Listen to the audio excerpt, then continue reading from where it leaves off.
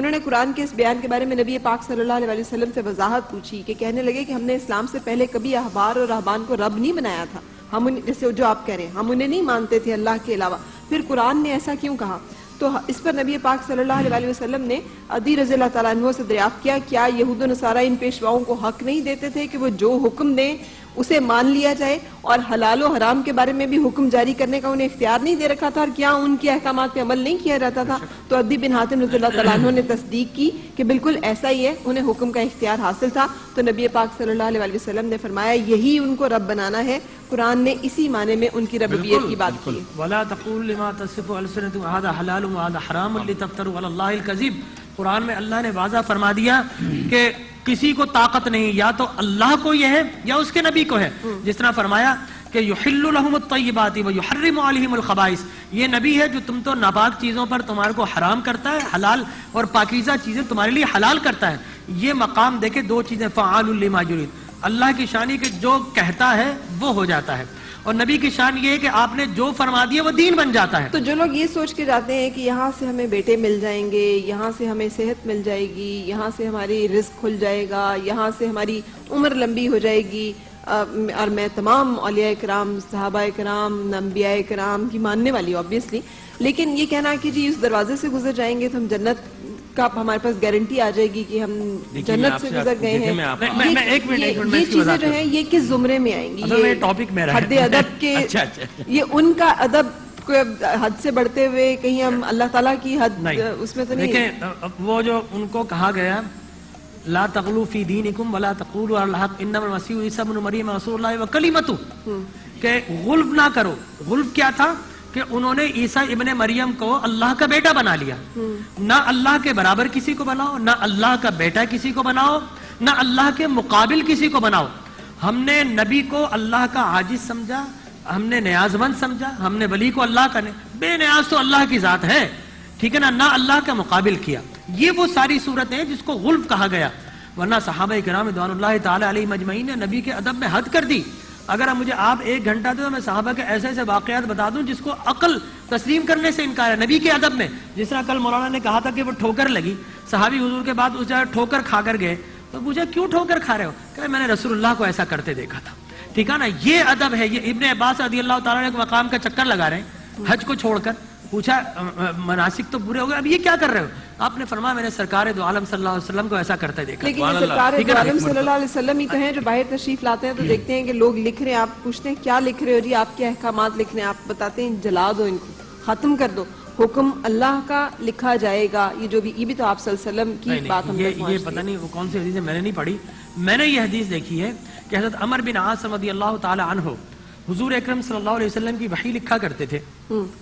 کسی نے کہا کہ کبھی سرکار جلال میں ہوتے ہیں، کبھی جمال میں ہوتے ہیں، کبھی طبیعت مزاج میں کچھ فرق ہوتا ہے، ہر بات مت لکھا کرو۔ سرکار نے محسوس کیا، آپ نے فرمایا کہ اے عمر پہلے تم سب کچھ لکھ لیا کرتے تو اب میں نے دیکھا تم کم لکھتے ہو۔ فرمایا سرکار لوگوں نے اس طرح کہا۔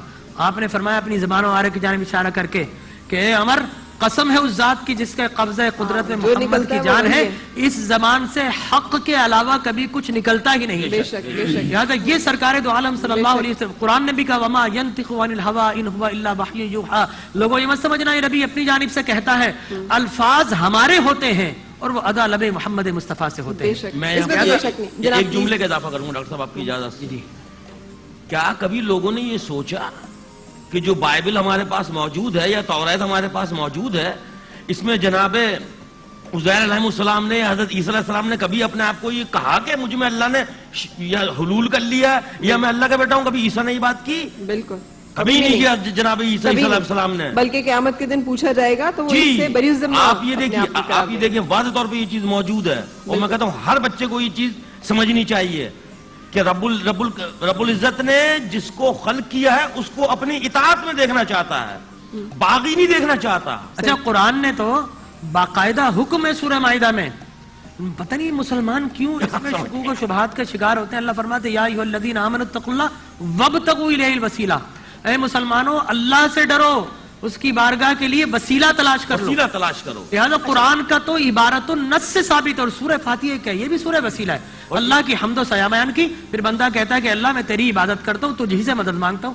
اللہ فرماتا ہے اہدنا الصراط المستقیم. کیا مدد مانگتا ہے بندہ؟ کہتا ہے اللہ صراط مستقیم پر چلا دے. اللہ فرماتا ہے صراط الذین انعمت علیہم. پھر میرے انعام یافتہ بندوں کے راستے پر چل.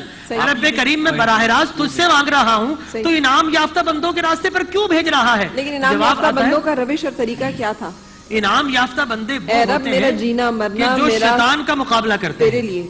جو شیطان کا مقابلہ, اس لیے کہ سورہ فاطمہ دو وسیلے, وسیلہ ہدایت اور وسیلہ ضلالت, غیر المغضوب علیہم ولا الضالین. سورۃ الانعام حضرت ابراہیم علیہ السلام کا فرمان, سچوں کے ساتھ ہونا. حضرت ابراہیم علیہ السلام کا فرمان کہ کہو میری نماز, میرے تمام امور قربانی, میرا جینا میرا مرنا سب کچھ اللہ رب العالمین کے لیے ہے جس کا کوئی شریک نہیں, اسی کا مجھے حکم دیا گیا ہے اور میں سب سے پہلے سر اطاعت جھکانے والا میں ہوں. آپ کو بتاؤں, اور ہم مانتے ہیں حضرت ابراہیم علیہ السلام. آپ نے ایک بات اور کہی تھی کہ مزارات پر جانا. مزارات پر جانا بھی حضور نبی مکرم صلی اللہ علیہ وسلم کی سنت مبارکہ ہے.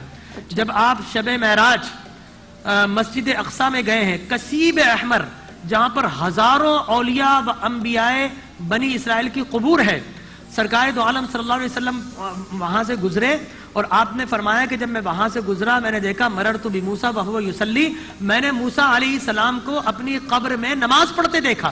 پھر آپ کو بیت اللحم میں, وہ حجرہ مریم ہے, وہاں پر لے جایا گیا. صحیح ترمذی کی حدیث مبارک, سرکار دو عالم صلی اللہ علیہ وسلم نے وہاں پر 2 رکعت نماز نفل ادا کی. لہذا حضور اکرم صلی اللہ علیہ وسلم کی سنت مبارکہ. اسی طرح قرآن کہتا ہے کہ حضرت زکریہ علیہ السلام کو جب بغیر, حضرت مریم کے جب بغیر موسم کے پھل آتے ہیں تو وہ کہتے ہیں کہ یا ربی اے مریم یہ بن موسم کے پھل کہاں سے آ گئے, کہاں میرے رب نے مجھے عطا کیے ہیں. کلما, پھر اللہ تبارک و دعا کرتے ہیں, اے رب جب تو مریم کو بن موسم کے پھل دے سکتا ہے, بڑھاپے مجھے اولاد عطا فرما دے. قرآن کہتا ہے کلما دخل علیہا زکریا المحراب وجد عندہا رزقا.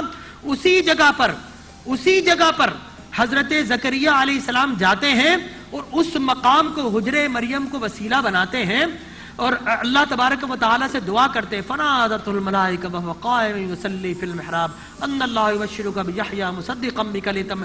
ابھی وہ کھڑے ہو کر, قائم ہو کھڑے ہو کر وہاں پر دعا ہی مانگ رہے ہیں, فرشتے نازل ہوتے ہیں اور کہتے ہیں کہ اے زکریا تجھے مبارک ہو, اللہ نے یحییٰ جیسی عظیم اولاد عطا فرما دی. تو مقامات کا وسیلہ لینا, شخصیات کا وسیلہ لینا اور اوقات کا وسیلہ لینا. مقامات کے وسیلے کی بات کریں, اللہ ہر جگہ پر ہے, لیکن آپ دیکھیں ہم کعبۃ اللہ جاتے ہیں, حج وہاں پر نہیں جائیں گے, نہ عمرہ ہوگا نہ حج ہوگا, وہ ان مقامات کا وسیلہ ہے. ہم کعبۃ اللہ جاتے ہیں, مخصوص مقامات اوقات آتے ہیں, شب قدر آتی ہے, ٹھیک ہے نا, شب برات آتی ہے, شب مولود آتی ہے اور شب مغفرت آتی ہے, تو یہ شب معراج آتی ہے, ساری کی ساری مقامات کا وسیلہ ہے. اور حج کا جب تک وہ اوقات, وہ ٹائم ٹیبل نہیں آئے گا, وہ 9, 10 اور 11 ذی الحجہ, 8, 9, 10, 11 ذی الحجہ کے اوقات نہیں آئیں گے, آپ کتنا ہی ان مقامات پر چلے, حج ہونے کی عبادت آپ کی نہیں ہو سکے گی. لہذا اوقات بھی وسیلہ ہے, مقامات بھی وسیلہ ہے. اور میں یہ کہتا ہوں, دیکھیں what's the difference in between Muslims and Hindus. What's the difference then, یہی میں آپ سے پوچھنا چاہ رہی تھی. ایشور تو وہ بھی مانتے ہیں. آپ کے پاس وقت ہوگا تو بتاؤں گا یہ.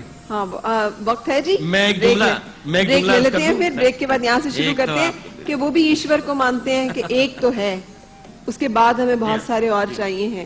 تو اگر آپ کہہ رہے ہیں کہ ہمیں بھی بہت سارے وسیلے اور چاہیے ہیں اس ایک کو ماننے کے بعد, تو پھر عقیدے کا سب سے بڑا مزار عقیدے کا حضور اکرم صلی اللہ علیہ وسلم کا, اس کی وضاحت فرما دیجیے گا. آپ نے فرمایا من زار قبری وجبت لہ شفاعتی, جو میرے مزار پر آ گیا میری شفاعت اس پر واجب ہوگی. من حج للہ فلم یزرنی, جس نے حج کیا اور میری فمن کانا زارنی فی حیاتی, اور میرے مزار کی زیارت کی, اس نے اسی طرح. اچھا سر, پھر شرک کیا ہے ہم نے سمجھانا ہے. اور جو آپ نے خود بھی کوٹ کیا ہے, تو ایشور کو ماننے والے وہ جو مانتے ہیں وہ کہتے ہیں ایک تو ہے, وہ ہے, وہ اوپر کی طرف اشارہ کر کے کہتے ہیں وہ ایک ہے اور باقی یہ سارے ہیں. تو ہندو سے پوچھئے کہ ایشور کا بت کون سا ہے, بولتے نہیں جناب ایشور کا بت نہیں, ایشور کا بت نہیں ہے. کیوں؟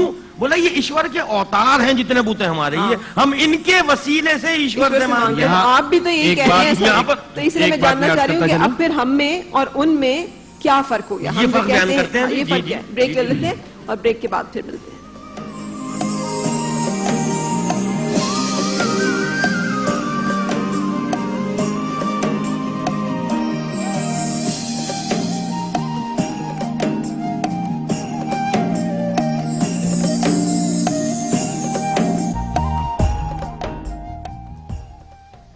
حبیب رب العلا محمد شفیع روز جزا محمد حبیب رب العلا محمد شفیع روز جزا محمد حبیب رب العلا محمد شفیع روز جزا محمد نگاہ کا مدعا محمد خیال کا آسرا محمد یہی ہے زخم جگر کمر یہی ہے زخم جگر کمر انہی کا ہے اسم